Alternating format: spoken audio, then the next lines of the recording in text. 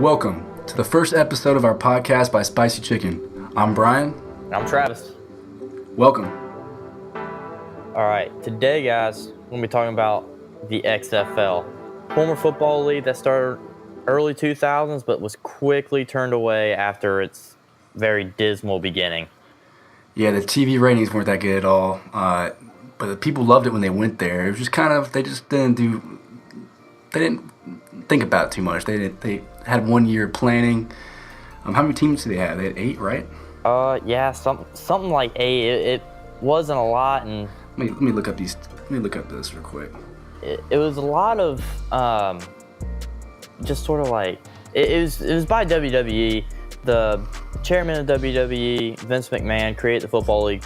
He has a great passion for football, but he tried to incorporate then WWF, which was doing great. Monday Night Wars, WCW, was doing great. Then he tried to incorporate it a little too much into football, and people that wanted to watch football didn't really get it because they were too busy with the entertainment from the wrestling side of things. And I agree, yeah. The quality of football wasn't very good, which we'll get into later. It was a disaster, which most people think it was a disaster. I think maybe I heard that Vince McMahon, after the announcement today, he's trying to make it more of a friendly environment. Well, like looking at his teams from the past, they don't really seem like they could be friendly teams. But Orlando Rage, you have the New York, New Jersey Hitmen, the San Francisco Demons, and the Outlaws. Jeez, but there's some cool locations though. Orlando, Birmingham. They had Los Angeles, San Francisco, Memphis, Las Vegas, and Chicago. But those were all kind of influenced by WWE, because you think about it, if you remember, back then that was the Attitude Era. That's when WWE was at its highest point ever. Actually, I don't even know what the WWF is. It was WWE before. Okay. Cool. You know the Worldwide Foundation or Wildlife Foundation? Wildlife Foundation. Well, they became so big that they took WWFs, and then WWE had to change, and now it's World Wrestling Entertainment instead of I think it was Federation or something like that. Don't quote us on that. Probably wrong, but yeah, don't quote us. We're probably wrong, but just comment down if we mess something up. But the big thing is, was it Vince McMahon? Is that his name? Yes. That's his. It kind of seems like he's been going with the WWE for so long just to come back and do this again, because he sold around $100 million of his WWE stock. And to be honest, I'm not really sure his intentions, but it seems like he was just going for doing this again the right way. He has 2 years. They're coming back in 2020. But you're gonna have 8 teams, 10-week schedule. What do you think about that, TJ?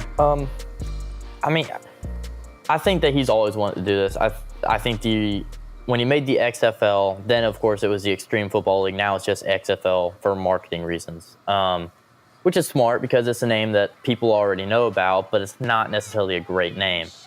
Now he's come out and almost in the meeting, without saying so, he almost did trash the NFL in the way that like players show politics on the field, and he's trying just to take everything out, make the game faster, maybe no halftime. He didn't say for sure, but as of today, January 25th, 2018, he just wants to create a league that's just only football. He wants to specify on football, make a good on-field product that fans can just really enjoy and be family friendly. Yeah, it sounds pretty cool. They're going to have 40-man rosters. I'm trying to see. I'm curious. So you said they're starting this season in January. So what do you think that will come to the end? Like right now, when is it ends in February? Yeah, Super Bowl's in February. What's the date of the Super Bowl? February. I don't know this year for sure. Well, let's see. Sunday's the Pro Bowl. Let's see. Super Bowl will be on February. February 4th. There we go. Well, to be honest, after NBA seasons for me, I'm not really a huge fan of baseball. I think the summer is just dead. So there's definitely an opening for viewership over the summer when all the kids are home, everyone's home, and a lot of parents are spending time with their kids. Hopefully, it may be a good thing, but I don't really see it. I don't think it'll ever take over the NFL's role because they're just gigantic, dude. It has potential. I'm not going to say right now that by 2030 the XFL will have 32 teams. They'll be in Canada, England, America. They're going to be just as big as the NFL. I'm not going to sit here and tell you that because I don't think they will, but I think they'll be a great because, it's at the end of the NFL seasons. Vince McMahon said that it's probably going to start in January, early February. So that's Pro Bowl, Super Bowl week, and then there's 10 games. So say it should be the playoffs in April, late March. Yeah, probably. Maybe a little later than that. I don't know. That maybe April, May, which I think is fine because as much as I would want to see football in the summer, because you're right about the baseball. I'm a baseball fan, but the days of summer, after opening day and week in baseball, yes, you're still excited for probably the first 3 weeks, but I know myself. After the 182 games, right? 152. Okay, my bad.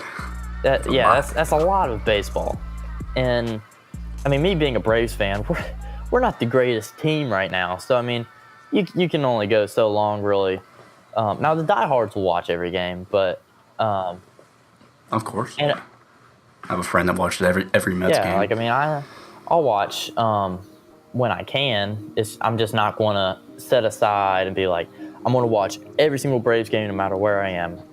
There's 152 of them. I can catch 90 easily. So while it'd be great to come back, while it'd be great to watch football in the summer, while baseball is just going through its dog days, it's going to be hot. And unless you're in areas like Ooh, you're right. Unless you have Seattle, Vancouver, which he never specified if it's only going to be in the U.S., if he's going to try and branch out to other countries. He hasn't specified that yet. Now that could be something for the future, which we'll talk about places. What's cool? Yeah. What's cool is he said every city. This is his quote from earlier today. Every city is on our radar. So, what does that mean? It could be anywhere. It could be Columbia, South Carolina, or Orlando again. Hopefully, Orlando's a great. I think it's going to be mostly, maybe just in the start, areas that or cities or locations that have no NFL team. I think that'd be probably the best bet. There would probably be some towns like Pittsburgh. He said he enjoyed having a team in Pittsburgh, but they have the four main sports. The Penguins are there, the Pirates are there, but the Pirates are a terrible franchise. You got 76. I just messed that up. No, I guess they don't have a basketball team in Pittsburgh. They don't. Yeah, you're right. I was actually thinking the 76ers too. I'm like, oh crap! Wait, no, that's Philadelphia. But they have 3 of the 4 teams, and the Steelers being as good of a franchise as they are. The Penguins have won back-to-back Stanley Cups. That's a great sports town, but is there room for another football team there? And the answer is probably no. Now, other places, a great area. Now, he did say he's not going to have franchises, so it's going to be based more on the entire league. So the league will be in charge of all the teams. So the market, I don't know, the market size really has as big of an issue as it does in the NFL, but you still want a fan base. And probably the greatest fan base that doesn't have a team right now is San Diego. Just lost the Chargers. It's near the coast, so players would want to live there. Yeah, it's a great area. I think that's a great prospect for the XFL to look at.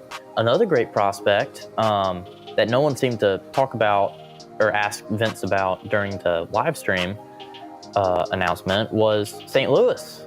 St. Louis doesn't have a football team anymore. Okay. And that fan base really wants a football team back, so they have an empty football stadium Could it be? I'm reading a little bit more. My only fear of this, because of his ties to Trump and the media, is he may have probably one of the reasons why he's doing this is because of the decline of the ratings and viewership of the NFL and ESPN too, because a lot of people don't want to listen to politics. It's an escape. So I'm not saying I'm going to be against it, but there will be a pushback because I'm trying to find the quote where he's basically saying, when you're playing in our stadium, you follow our rules. So that may have, here it is. I can say, here are the rules, and as long as you are playing football in the stadium for us, you follow these rules. And so I'm guessing that means stand for the pledge, which the media is going to be all over this, at least when it gets closer to the date of launch, and he has more details come out about the rules and this necessarily couldn't be.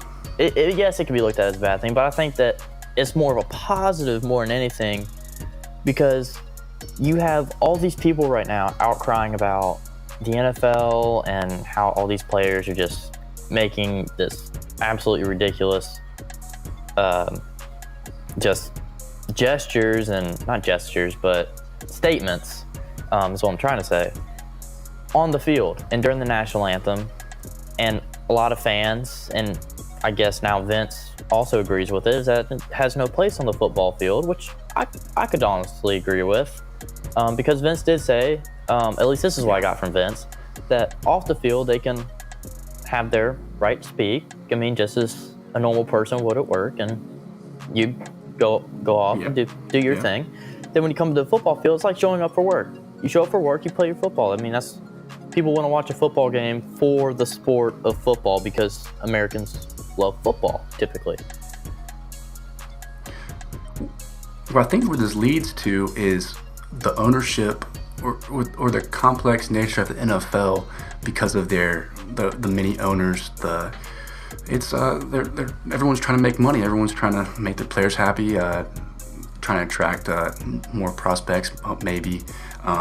And one interesting thing that you should touch up on is how there won't be franchises in the XFL. And that's a very interesting. He needs to elaborate more. I mean, and it was only a 24-minute live stream. I sat in on it. I probably got there 7 minutes early and just sat there and stared at a black screen, and then he came on.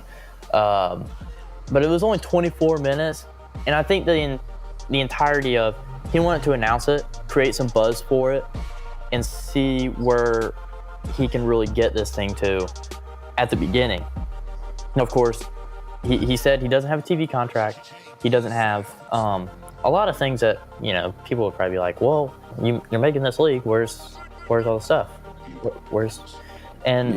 He doesn't have any of it. But this isn't a bad thing, because the XFL isn't a new thing. It's been around before. Yeah, it's not gonna happen yet. I'm guaranteed. He said that the teams will be announced. Yeah, soon. So I'm guessing he's probably already contacted. This is going to be a much more thought out and laid out plan how to do this. Last time it wasn't executed properly. When you're running a business, you have to have everything literally down to the every little small step by hiring even I'm sure the assistant. By a year from today, we're going to have 90% of the questions answered. The remaining year until kickoff is when the fine details will come in, but we'll really learn about the rules of the game, how we'll know how the game works, because he's talking about no halftime, which would speed up the game. He said that, 2-hour games compared to the 3.5 hours that... And the money-making commercials and all that. It's really what the NFL's turned into. It's turned into like 7 commercials. We watch the Super Bowl. We're really going to see probably nine commercials. They're spending millions on to broadcast. It's a bit ridiculous, and I mean, in NFL, at least the way the clock works, it speeds the game up, but yet they make up for it in commercials.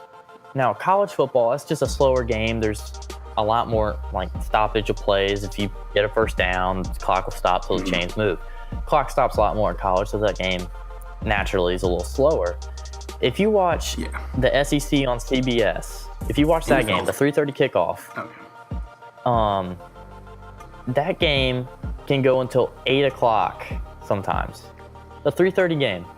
The game should be, it's too long. The game should be over at 7 if you follow the 3.5 hour scheme.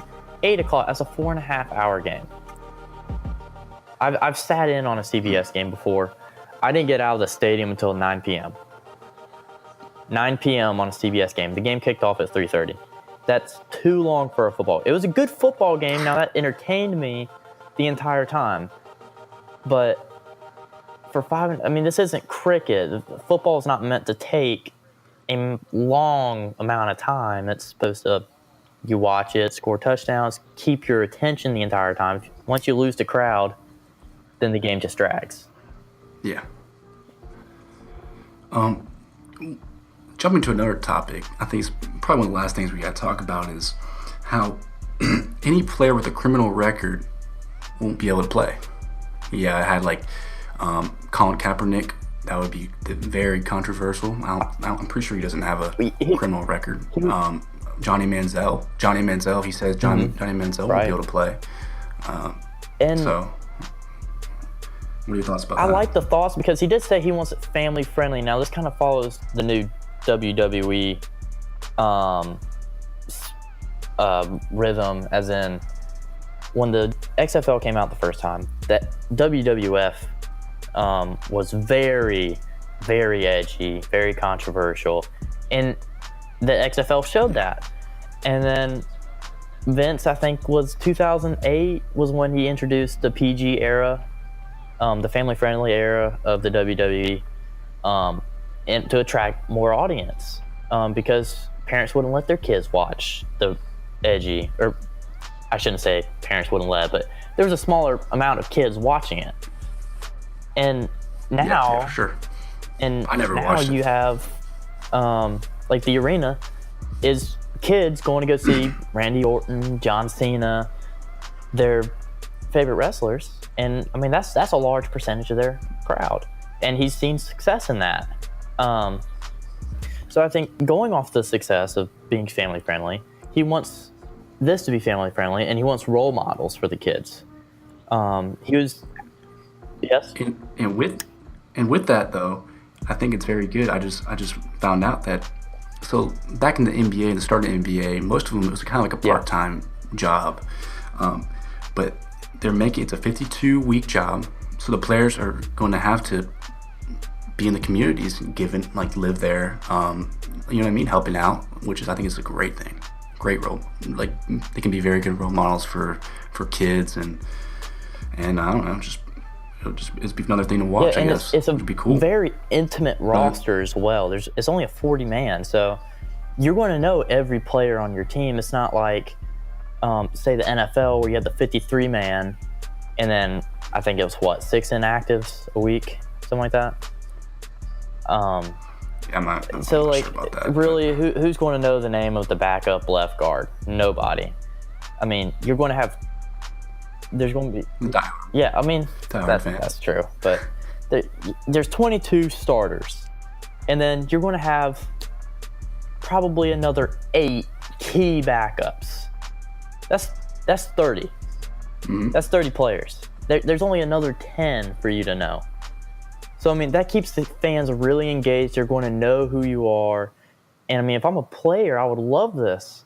And going back real quick on the players, getting into the league, the DUI, discounting them, he specifically listed Johnny Manziel, Kaepernick, and Tim Tebow, or was asked about. And the only one he really even acknowledged was Tim Tebow, which kind of tells you the kind of character he's looking for in a potential prospect. Yeah. The one question, have you heard about the basketball league with all the retirees? The Big Three? Talking about that? Yeah. The Big Three league. The big question for me is I saw an article earlier about Chad Johnson or Terrell Owens joining. I don't want this. I don't want to turn into a old man league or a young man league that would be like a minor league baseball team. That will never attract that many people. So I really think it's a lot of things we got to figure out. It's probably going to take a year, even a year after, to see if this is a total bust or it could actually work. The way that he's listed, or it could be a bust. It could be a hit. No one knows. I think that it will be an in-between. I think that it will be successful. However, it won't be, you got to stop. Yeah, it's so much more attractive this time around for so many more reasons now. And that's what's going to help get it off the ground too, because I got on Instagram as soon as it ended, as soon as the live stream ended. And first thing I see is CBS Sports, XFL, SportsCenter, XFL, SportsCenter, XFL. What would your XFL name be? Because you look back, as the players got to choose their own nicknames. Now, some players chose their real name. Rod Smart, his nickname was He Hate Me. Oh, yeah. So I saw that. That's cool. He doesn't know if he's going to go back to that or not. But the best decision he's making so far is creating the divide between the WWE and the XFL this time. He's leaving it. He's leaving it. It's not. It's zero crossover, which is great. Just focus on the football. Don't try and bring in the wrestling. I think a lot of the errors that he made the first time, he's looked back on and said, okay, I can do this better, so I'm going to do this. Yeah, it's kind of like Zac Efron, and he doing all these new movies. He's kind of, everyone portrays him as the High School Musical guy, and he doesn't like that at all anymore. So it's kind of like the same thing. Just forget that. Yeah, what's and move on. The girl from Progressive Flow, like that's the only job she's ever going to be able to have because. Yeah, she's never going to be able to do anything else. Like maybe not. I hope she gets a good more acting than likely, role somewhere, but it's going to be Flo. She's Flo. She's Flo. Yeah. Well, I think we'll touch upon this when we get more information, but I think this is pretty much all the information we have right now. I want to know what you think about this real quick, Brian. I want to know the top 3 locations. We're not really thinking about market size. We're not really thinking about what. He said medium. He did say larger markets. Well, excuse me. So. I guess I missed that part. But going off at that kind of takes off North Dakota State and Fargo, not really a big market. Columbia, South Carolina, not a good market. Orlando. No, they have the Magic. They have. That's Orlando City FC. Soccer team. Yeah, Orlando City, and they have no NFL. They have a nice football stadium there, which could. I think it was like the old UCF, maybe. Oh, the old. They play bowl games there, so that would be an easy contract to play. That's Camping World Stadium now. Yeah. Yeah, that's it. I would probably think Orlando. They had a team in Birmingham. I think it all comes down to at the ease of how they can get a stadium, and which I'm not really an expert how this could happen, but Oklahoma City would probably be one of I would really enjoy watching them. They don't have a football team. They have a very good basketball crowd. Their fans are some of the best in the league. I think there'll be.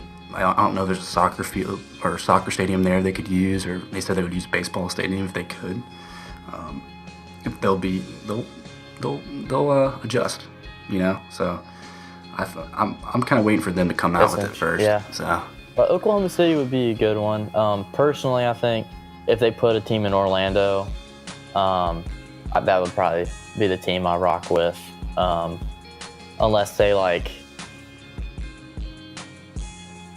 Charleston or Pittsburgh. I would like a Pittsburgh team. If they put a Pittsburgh team, now see, Charleston's an interesting market. That's a city or Savannah, Georgia, and you could almost go up the West Coast saying the same thing. Norfolk, Virginia, is probably quietly a decent place on the coast, but probably never see any team like that. They'll just stay with minor league baseball. Remember, he's just keeping every place on his radar, so he's not wherever calls out to him. Eight cities I think that have a great chance. The first one being Orlando. I think that's kind of a no-brainer. It's one of the former spots. I think St. Louis, now that there's not an NFL team, I think that's a great opportunity. San Diego is another great opportunity for a former NFL town. Portland, no NFL team. Mm-hmm. Yeah, that's Seattle. I was thinking Northwest, and I was like Seattle. I was like, no, they have the Seahawks. But then I went down and thought basketball, and Portland would be not a bad market. San Antonio would probably be a great market for Texas, and that would kind of be like your Texas XFL team because you got Dallas, you got Houston already. Mm-hmm. San Antonio doesn't. I'm surprised. I think if the NFL was to expand, that San Antonio would probably be a good area. They could kind of draw in from New Mexico and Western Texas on their fan base. Omaha, Nebraska. I agree. Well, the thing is, there's so many areas that easily could be targets for this. Remember, Birmingham, Alabama was one of their top teams. That's a great location so. For not only to go back to, but Old Legion Field isn't owned by anyone. Of course, UAB's football program just came back. But there is countless number of opportunities. And if they really wanted to, they probably could put a team in an NFL town just because it's not rivaling the NFL season. It's coming at the very tail end of NFL seasons. The majority of the season is going to be after the season's over. And it's really going to be unrivaled by anything other than the second half of the NBA and NHL seasons. Yeah, I agree. We'll be sure to keep everyone updated about anything else that happens, and you guys can follow us on our YouTube channel, Spicy Chicken, and our website is called spicychickencontact.wixsite.com. That's a mouthful. Anything else? That's definitely a mouthful. We'll keep it. We'll put it somewhere you guys can see and just press it. We need to put that in the link down below in the description.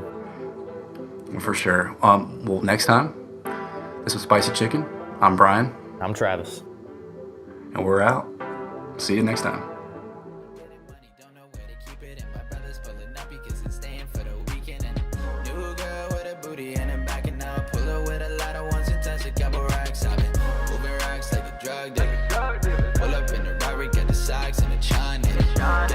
Got to know all of the facts, and now I pull up with 100,000 touch a couple racks, yeah.